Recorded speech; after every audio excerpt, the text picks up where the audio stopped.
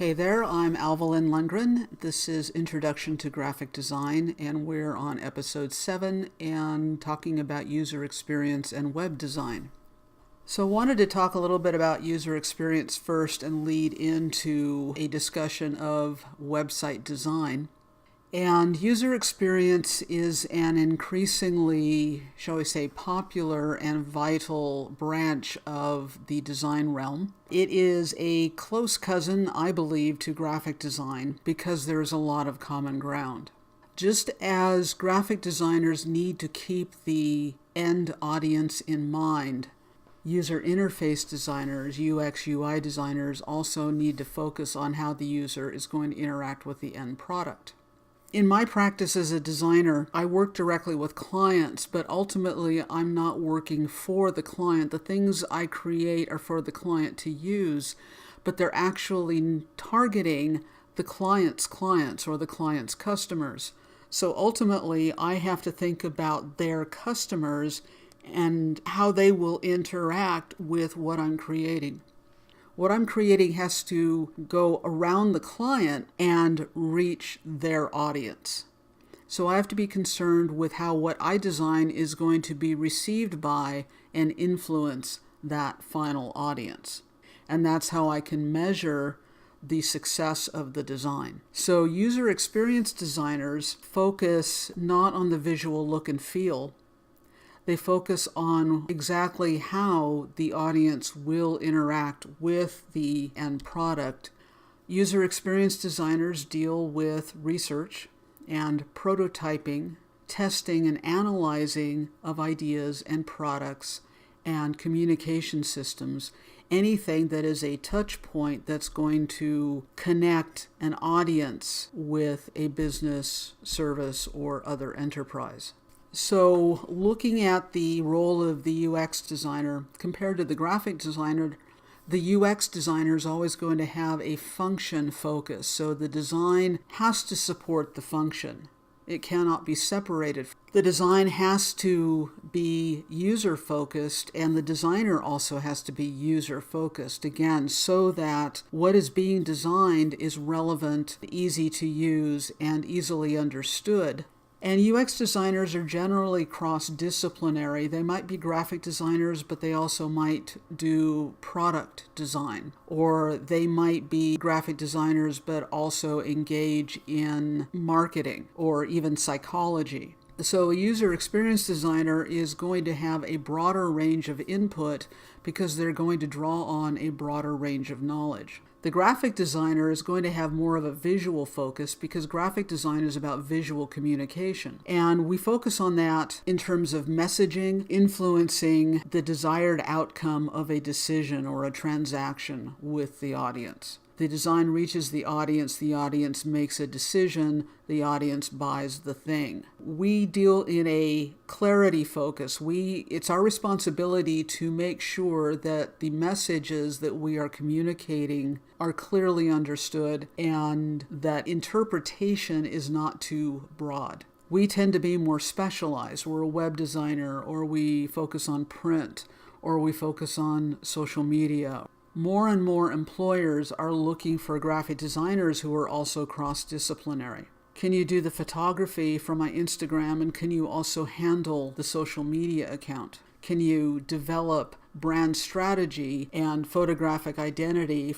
It's graphic design and copywriting, or it's graphic design and illustration. More and more, there is a need and a request for cross-disciplinary people. Because both user experience designers and graphic designers are designers, we deal with enterprises, we deal with business, we deal with commerce. So we have to understand a business sensibility or mindset. We have to be educated enough to understand the concerns of business people and design to that end. So we have to know design, we have to have an understanding of how business works and commerce works and the economy works. We need to develop empathy, not just for our clients, but for their customers, and be able to put ourselves in the shoes of their customers. We should have a basic understanding of psychology and how people act and react to things. especially Gestalt theory, which directly impact visual aesthetics and design theory. And we also have to look at data, hard facts, results, statistics, studies, things like that. So more and more, the graphic designer and the user experience designer walk parallel paths with increasing crossover. One of the most common areas where graphic design crosses over into user experience design is when you go to design a website. Because of their nature, websites are always changing. They're never actually finished or completed. Website design follows certain trends. It used to be everything was motion. Now there's a stronger preference for things being more static, less motion, less movement on the screen. The use of video and motion graphics is increasing. We've made a move back to single-page websites in a big way. That's not appropriate for everybody or every enterprise, but for a lot of people, having a single-page website where everything is right there on the front page and there are no secondary level or tertiary level pages, that's a trend. And trends will change. Trends come and go. And you can kind of tell what the prevailing trends are by visiting a lot of websites just to see what's going on. Curate website design. Many graphic designers work in both print and website design and do very well. So this is a cross-disciplinary area that is a good thing to consider. Websites are crucial for commerce. They're crucial if you are in business. And the reason that they are crucial for a business is that they are the platform or the digital real estate that is entirely under the control of the website owner. If you're aware of the changes and trends that have gone on in social media, you can't control those platforms. So you can start out with one strategy to gain followers and market on Facebook, but then the owners of Facebook will change the game. They'll change the rules. They'll change how you have to play. So you have to learn a whole new game. And if they shut down for any reason, you're at their mercy. So you need your own real estate out there in the digital realm. Even as a graphic designer, you should have your own portfolio website, which is your very own place. Websites are part of a business brand and the hub of an enterprise's marketing strategy. Website design has a couple different layers. One is the front end, all the stuff that we see when we visit a site. And then there's the back end, which is code and scripts and things that are server side that tell the front face what to do. Websites are a true blend of form and function. They have to function well, and the way they are designed facilitates how they're supposed to function. Websites are user-centric, and that means that the user, the visitor to the website, determines the outcome. So you set things up, and you set the functionality and the visual look and feel, but then it's the user that determines the outcomes. So it's different than print design. What you need to keep in mind is how is the user going to think? What do they need to know? What are they looking for when they come to the site that you're creating? What are their expectations in terms of how the website's supposed to function? You need to keep all that in mind as you're designing and planning. In all cases with a website, although things need to look really good, content always has to trump or take precedence, take priority over the design, the look and feel of the site. Because content is the reason why people show up. They're showing up for information, they're showing up to buy something, they're showing up to get advice. They're showing up to be part of a community. So the content that's placed on the website is always going to be more important than how the site actually looks. Nobody goes to a website because it's a gorgeous place to visit. They go to the website for a specific reason. Now, the thing to understand about websites as you design them, and especially if you decide to blog, is that people don't read on screen. They scan. We read books. We've gotten used to reading Kindle and Nook books and things like that, which are digital. But we don't really read on screen in the same way that we sit down with a good book and a mug of hot coffee or hot chocolate. We scan. And so textual content has to be formatted differently, whether it's short form content or it's long form content. You have to use hierarchy, calls to action, focal points, and areas of emphasis to lead the user through the site in the way that they need to be led. On a website, you're going to scan vertically. You're not necessarily going to move your eyes side to side because things generally scroll vertically. That is the motion that our eyes make. We immediately go top to bottom rather than side to side. So we're going to be hugging along the left side of a block of text. So the key here is that when you do have textual content, you use narrow columns, either side by side or a narrow column running down the website vertically with a lot of white space around it. What kind of icons you use, what kind of colors you use, the font that you use, everything has to facilitate on-screen reading. When people go to websites, they go expecting to complete their purpose or their goals. They have an objective in mind and they need to find that information quickly. So the website needs to give them that satisfaction. If they're coming to the website to purchase something, they need to be able to make that transaction easily, comfortably, and complete it with confidence.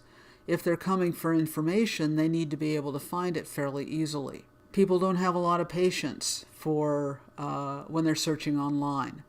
We've gotten used to, throwing it up in the browser, Googling something, and being able to find what we're looking for fairly quickly. So the longer it takes somebody to find what they're looking for on a website, the less wow, the less satisfaction, the less joy the visitor is going to have. I mentioned just a bit ago that the users of the website actually control their own experience. You cannot dictate exactly where a visitor is going to go. You set up a home page and maybe there's also an about page and a contact page. Maybe there's a portfolio or a blog, product pages, whatever the website is all about. People may land on your about page first and they may never get to your contact page. Or they might come directly to the contact page. It depends on what they're looking for.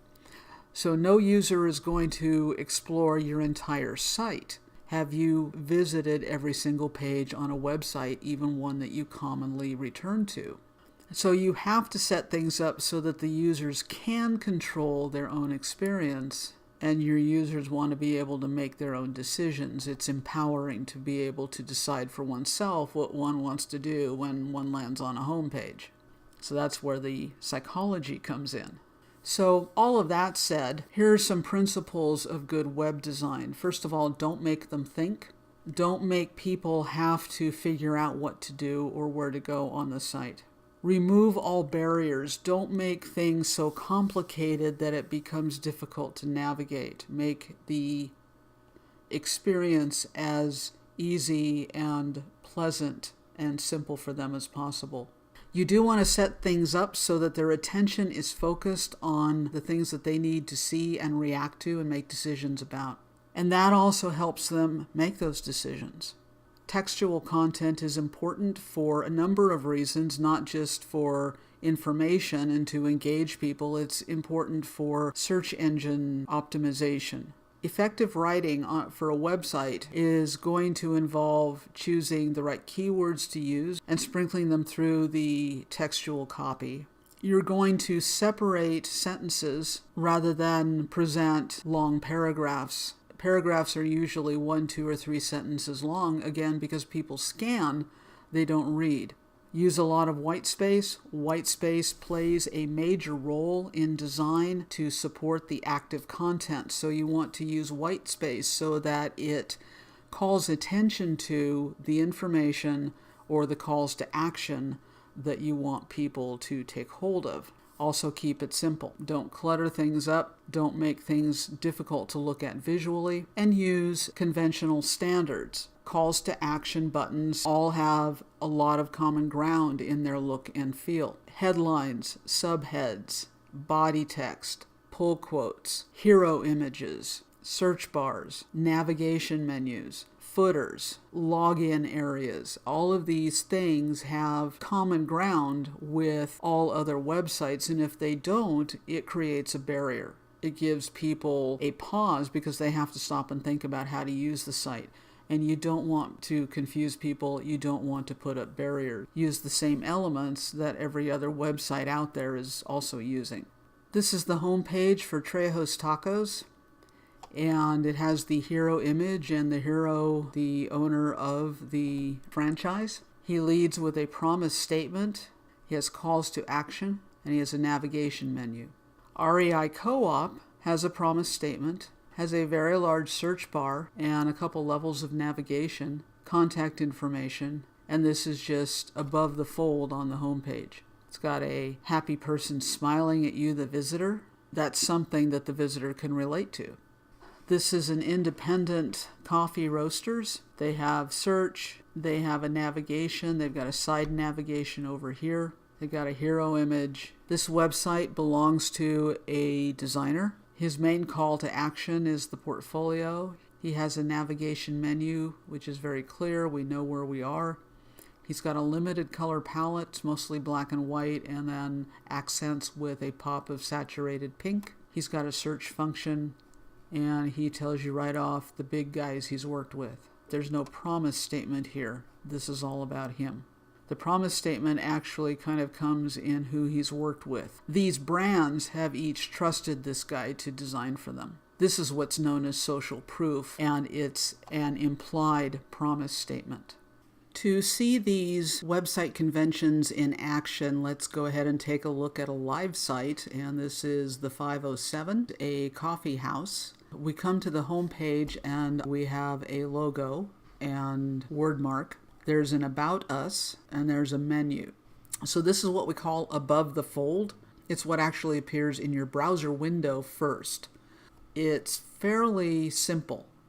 And then we have the video in the background, but we've got a vertical scroll going on, and then we'll see their events. So this is what they want to highlight.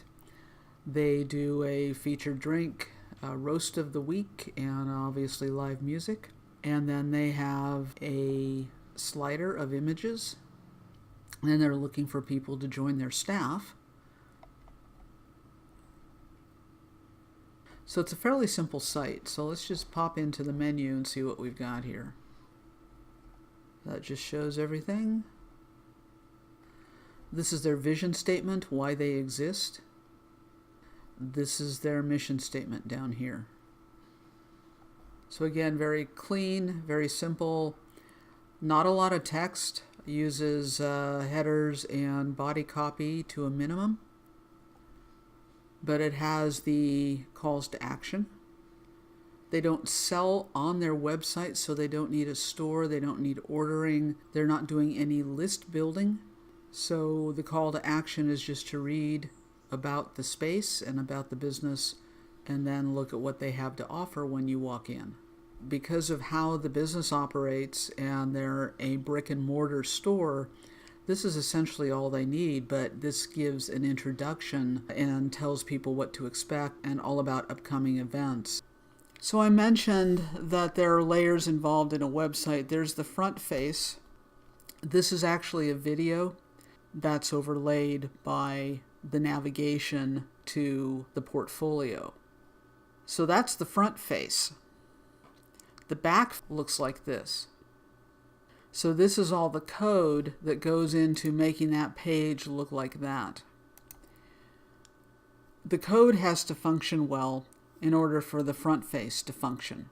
The concerns about web design are different than print design because of the double layer situation. All of this tells what you see in terms of a website when you visit it, what to do. And that's written in certain markup languages. These are various website programming languages that are in use. When you develop a website, you can develop it in straight HTML or a combination of script and HTML. There are also what we call frameworks, kind of partially done for you, and there's a front face look and feel that's very basic, but they're highly customizable. So WordPress, and probably about 25 to 30% of all websites are built on WordPress. Then there's Joomla, which has similar functionality, Bootstrap and Drupal. These are all frameworks that you can load onto your server and build your site on them. It's kind of like out of the box. It's this kit and then you can highly customize it. Another option is to use a hosted website builder, such as Squarespace. Shopify, a lot of people use for e-commerce sites. PhotoShelter is specifically for photography. Wix and Weebly are advertising all the time on YouTube. So these are options that you can consider either for your own website or for your clients, depending upon what they're all about and what they need. When you're dealing with website development, you have to have a sitemap and also a wireframe. These are two things that go hand in hand and need to be determined in the initial stages of a website project.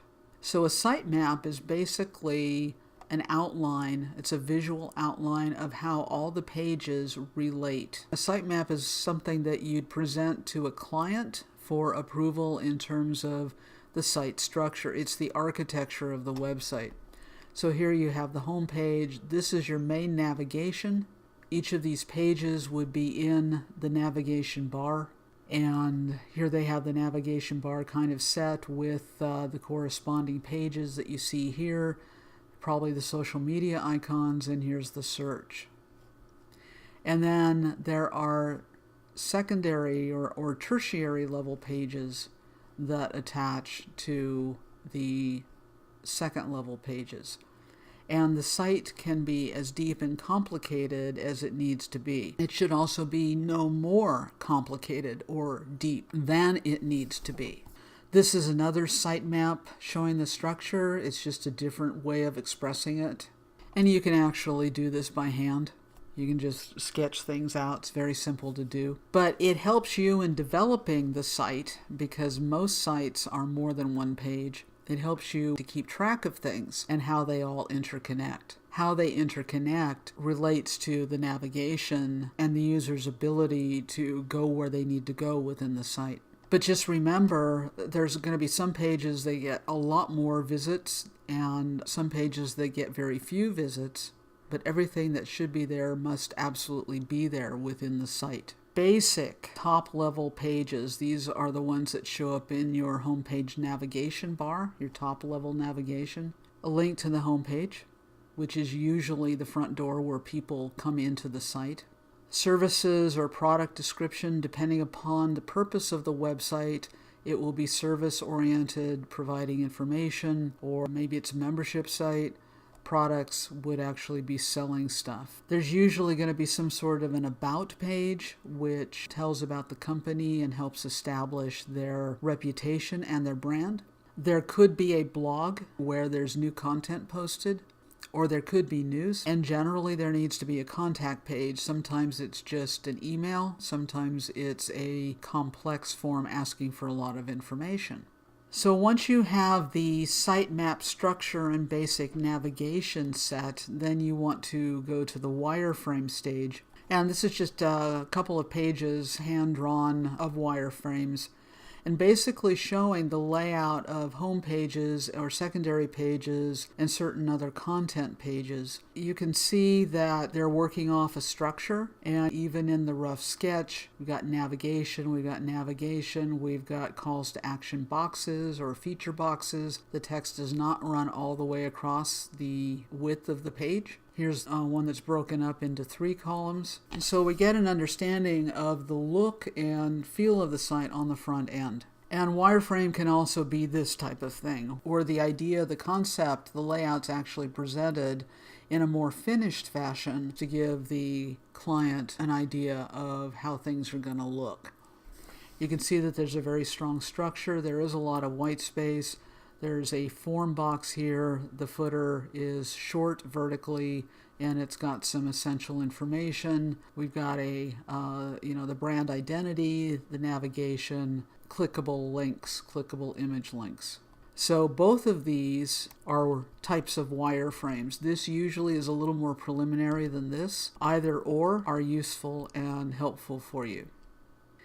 When you're designing a website, you go through a fairly complex, very focused process. It should be similar to print design, any kind of design you're doing. You're going to go through a process. You're going to start with a premise or a problem statement. Then you're going to do some research. Then you're going to plan the strategy for the design development. You're going to develop design concepts and refinements. Look at what content is required. Once you have all of this in place, you're going to go into the actual development stage where you're going to build the website.